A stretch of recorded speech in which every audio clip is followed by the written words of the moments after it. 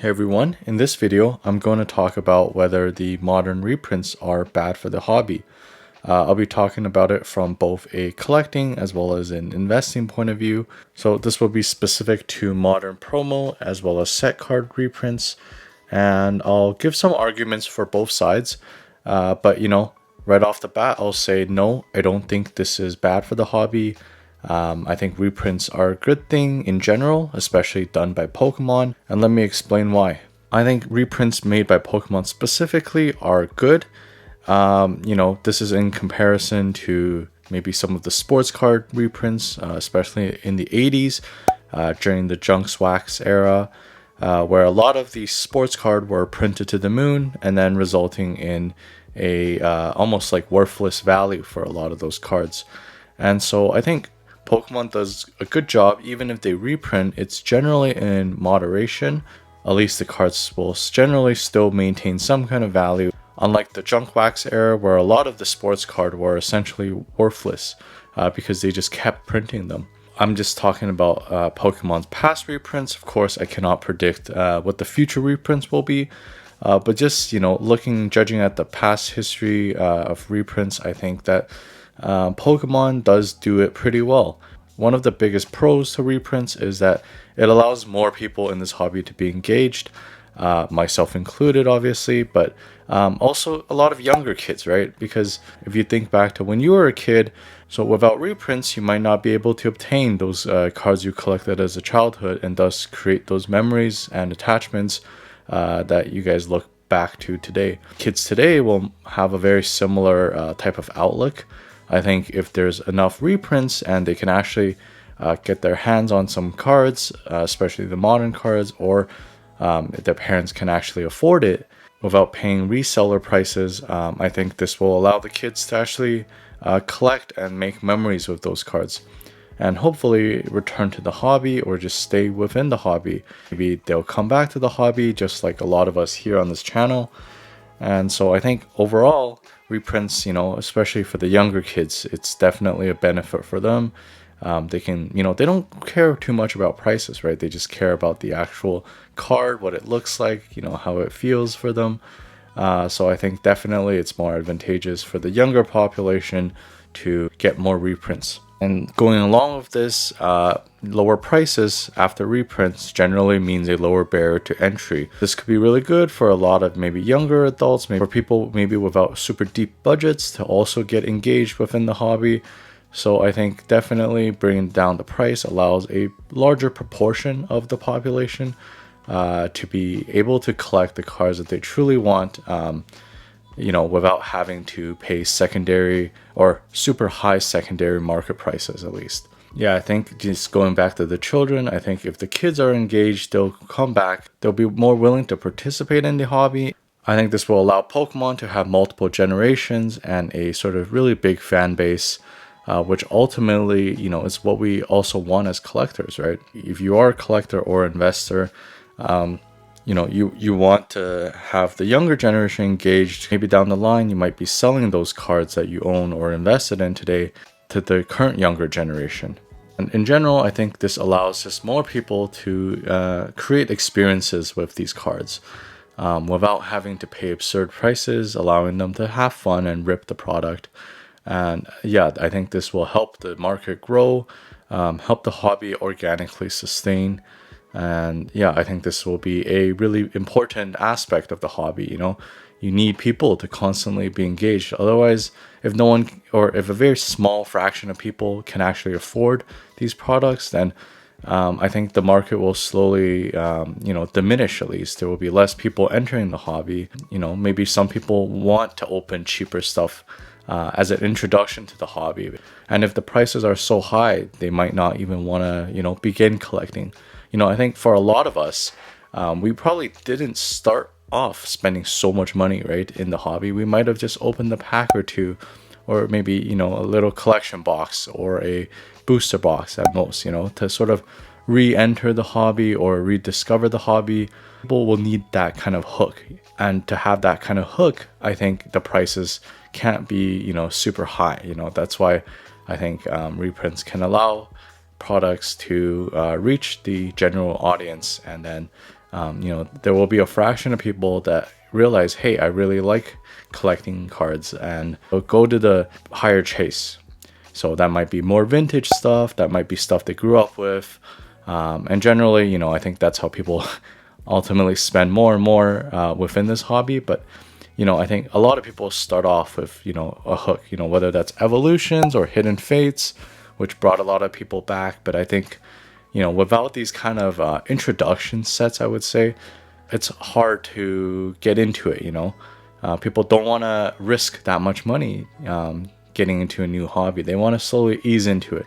And speaking of evolutions, if we look at past reprints of these sets, we know that a lot of the XY evolution cards have been printed for many years, starting from 2016 all the way up to like 2018, 2019. Even in 2021, I believe, I was able to find a lot of XY evolution products on shelves.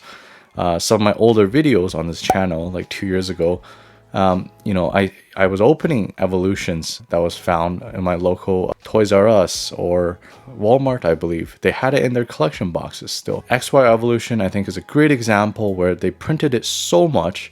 They reprinted it over and over. People were sick of it. However, I think this set is a big reason why so many of us are here today, because of the nostalgic artworks, because of the more affordable pack opening experiences. So, you don't have to pay $300+ to open a single pack of base set. You can open a pack for maybe like $10, $12 back then, even on the secondary market, right?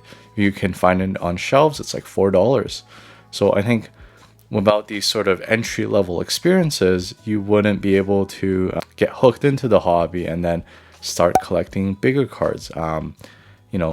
As you might seen from my other videos, I showed off my collection. So none of those cards would have been purchased without me first being hooked into this hobby, if that makes sense. And despite all those reprints from Evolutions, as well as I believe Roaring Skies, which was heavily reprinted as well, although the short term wasn't too good in terms of their prices and popularity, however, in the longer term, these booster boxes, in terms of their price point for sealed, they're still going really high. It doesn't like hurt the price that hard over a longer period of time, of course, but maybe immediately you might see that drastic downfall in the price point. But if you're sort of in this for the long term, I think it's definitely not that big of a deal, especially for the average Pokemon collector or maybe leisure investor, let's call that. So just, I guess, tying in, especially the modern sealed Pokemon sets seem to do pretty decent over time, even after multiple reprints. I personally don't actually collect sealed, but just looking at the price points for a lot of the modern Pokemon sets, not like, super standout sets in my opinion, they seem to still kind of creep up over time. So despite sort of multiple reprints, I think, a lot of these things in the longer run, it doesn't make that much of a difference. So at this point, I said a lot of good things about reprints. I'll raise some potential arguments on why maybe reprints are not desired. So one of the reasons reprints may be bad is because of the flippers, the speculators, maybe some of the businesses that rely on this sort of short-term demand increase to sort of charge a higher price. I think for most of the people watching, that's not really our concern, right? Longer-term holds are sort of more desired in my opinion. That's what I like to do. Most of these cards I'm buying, it's going into my personal collection and I'm just gonna keep it. I think the price drops are more of a short-term kind of thing. I think over the long run, these prices seem to slightly go up over time. Of course, it's not going to be drastically high, but like for me personally, I got this card for free, picture with the great felt hat, but I could have sold it for 250 maybe, but I chose not to because I genuinely love this card. I continue to keep my personal copy here. Even when I heard that reprints were coming, I just didn't think it was worth it because I love the art. I just want to hold it. So I think for a lot of maybe specifically hardcore collectors, I think the prices over the shorter term doesn't really matter. I feel like longer term, a lot of these prices are probably going to go up very slowly, of course. That's just what I think, especially as more people enter the hobby. I think the older stuff generally in Pokemon is worth a bit more today compared to maybe like 10 years ago, for example. But, I'm a collector too. I get it. Like let's say you had a favorite card, maybe you really wanted this card and you bought it for over $200. And then next week you find out there's a reprint and the prices drop to like $70. I get it. It sucks, right? Even though we're not really considered investors, we are kind of investing in these cards as because I think most rational person would want their card to not drastically drop in price right after purchasing them. I think we want our cards to at least hold some kind of value, right? We look for the best deal and we try to find ideally cards that can hopefully not make us too poor, to help us sustain this hobby. So I think in that way, if you buy a card and then it drops, yeah, it hurts. But I think if you see it over the longer duration, the longer term, I think it doesn't affect you as much. For example, Darkness Ablaze, it was reprinted like 2 to 3 years later, which was super unexpected. Wasn't like it was a super high in demand set to begin with, but it did get reprinted. So I think reprinting is a normal course of the hobby. Some potential ways that of course you hear this everywhere, but you want to wait I would say a few months to a year or two before purchasing the product, just to sort of lower the chances of getting burned by a reprint. I know a lot of people are collectors of the modern cards. If you buy it right off the bat at a higher price point because of a short-term supply issue, then you're more likely to get burned later on when the prices do drop after a reprint. So like many other people have suggested, it's probably better to just wait it out, let the hype die down. Hopefully when not many people are buying, that could be a really good purchasing opportunity for you.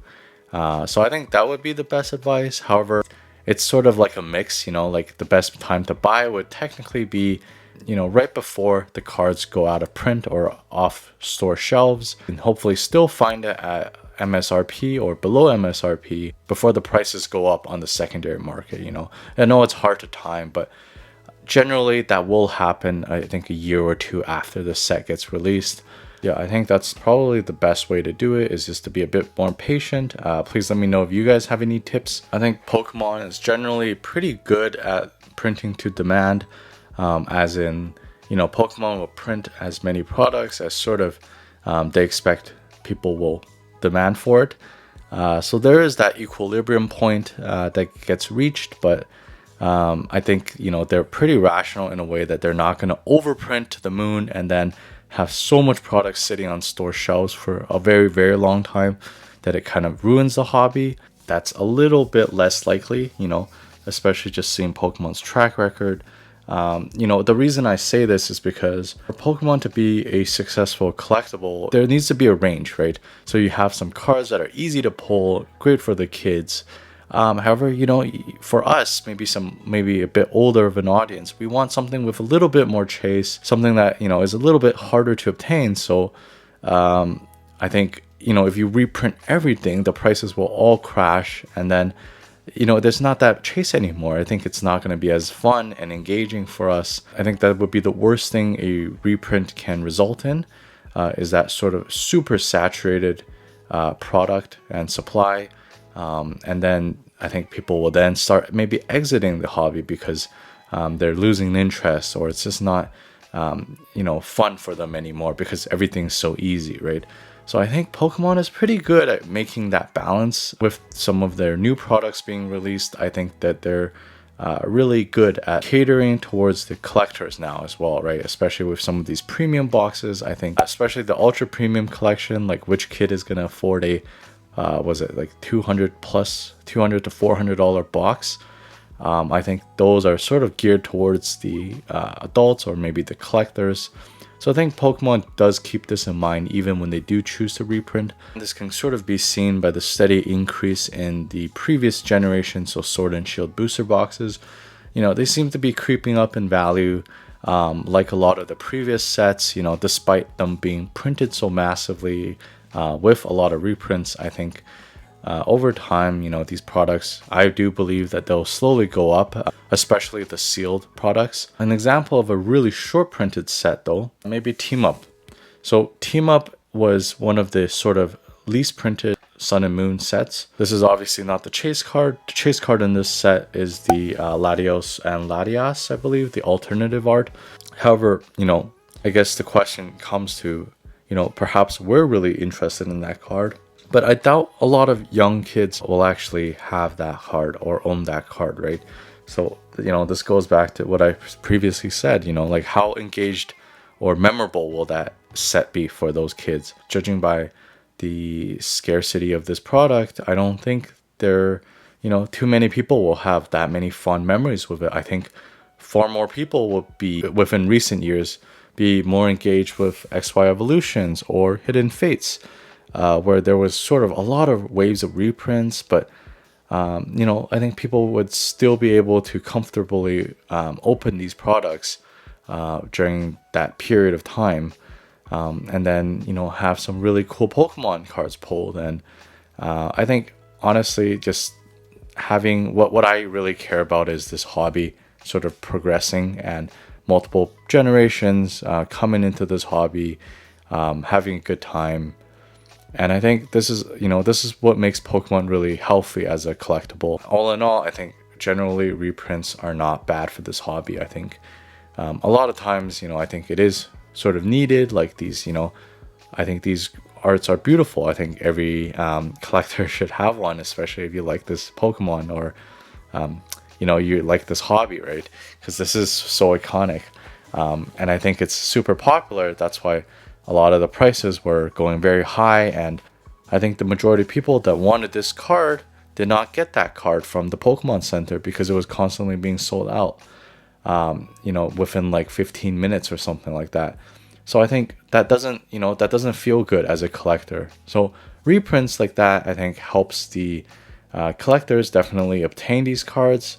However, of course, people that maybe purchased it for a higher price, maybe got burned when it dropped, and then the resellers maybe didn't have a good time. But hey, I think the majority of the people likes the reprints and would benefit from the reprint. I hope this provokes some kind of thinking. Maybe I just wanted to share my opinion. This isn't really financial advice. It's just me sharing my thoughts. And please let me know what you guys think. I'm really interested and curious.